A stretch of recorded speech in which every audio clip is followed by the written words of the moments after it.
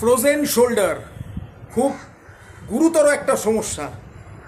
শুধু বেশি বয়সী মানুষদের মধ্যে যে তা নয়, অল্প বয়সী ছেলেমেয়েদের মধ্যেই ফ্রোজেন শোল্ডারের সমস্যা এদান্তি দেখা যাচ্ছে। মেন রিজনটা কি? যখন আমাদের এই শোল্ডার জয়েন্টের নিচে বল অ্যান্ড সকেট জয়েন্টের এইখানে যে মাসেল সেগুলো যখন উইক হয়ে যায়, দুর্বল হয়ে যায়, তো মাসেলের স্ট্রেংথ বাড়াতে গেলে শুধু আমাকে এই ফ্রি হ্যান্ড এক্সারসাইজ কয়েকটা করলাম তাহলে কিন্তু হবে না, তার সঙ্গে আমাকে কিছু স্ট্রেংথ ট্রেনিং করতে হবে। কিন্তু এবার ধরুন জিমে যাওয়ার আমার সময় নেই, বাড়িতেও আমার কাছে কোনো ইকুইপমেন্টস নেই, সব থেকে বেস্ট হচ্ছে পুশ আপ। কিন্তু এই পুশ আপটা সবাই করতে পারবে না। আমি একটা অল্টারনেটিভ পথ বলে দিচ্ছি। অল্টারনেটিভ পুশ আপ খুব সহজ, এটা যে কোনো বয়সী মানুষ এটা করতে পারবে।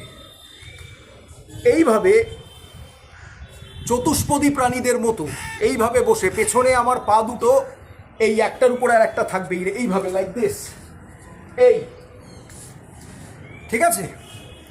এইবার আমার যে হাত, এটা শোল্ডার বরাবর থাকবে, মানে শোল্ডারের বাইরে যাবে না। বাইরে যেতে পারে কিন্তু সেটা আমি কোন মাসেলকে টার্গেট করছি তার উপর, এটা আমি একদম নর্মালটা বলছি। আমার এই যে কোনোইটা থাকবে ভিতরের দিকে, ওটা যেন এইভাবে খুলে না যায়, কোনোইটা যেন এইরকম খুলে না যায়, কোনোইটা থাকবে এই, ঠিক আছে। এইবার নাক দিয়ে শ্বাস নিতে নিতে এই নামলাম, ছাড়তে ছাড়তে উঠলাম, এই নামলাম, এই ছাড়তে ছাড়তে উঠলাম, এই ইনহেল, এই এক্সেল। ভালো করে দেখুন, আমার কোনোইগুলো কিন্তু কোনোই দুটো শরীরের এই ভেতরে যাচ্ছে, এটা কিন্তু এরম খুলে যাচ্ছে না, ঠিক আছে।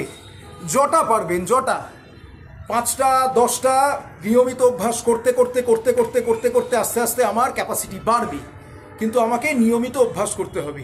তবে হ্যাঁ, প্রথম আমি একটু রেগুলার করলাম, কিন্তু তারপর রেগুলার না করলেও হবে, 2-1 দিন ছাড়া ছাড়া করলেও হবে। মোট কথা আমাকে আমার শোল্ডারের স্ট্রেংথটাকে বাড়াতে হবে, ঠিক আছে। আসুন, সবার শেষে যে কোনো ব্যায়ামে সবার শেষে হচ্ছে মনোসংযোগ, ব্রিদিং দিয়ে আমি আমার ক্লাস শেষ করাই।